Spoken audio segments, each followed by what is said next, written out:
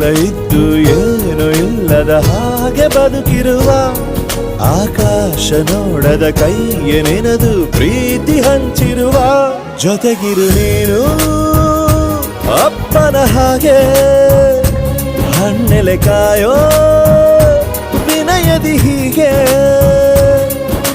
ನಿನ್ನನು ಪಡೆದ ನಾವು ಪುನೀತ ಬಾಳು ನಗು ನಗುತ್ತಾ ಬೊಂಬೆ ಹೇಳುತ್ತೈತೆ ಮತ್ತೆ ಹೇಳುತ್ತೈತೆ ನೀನೇ ರಾಜಕುಮಾರ.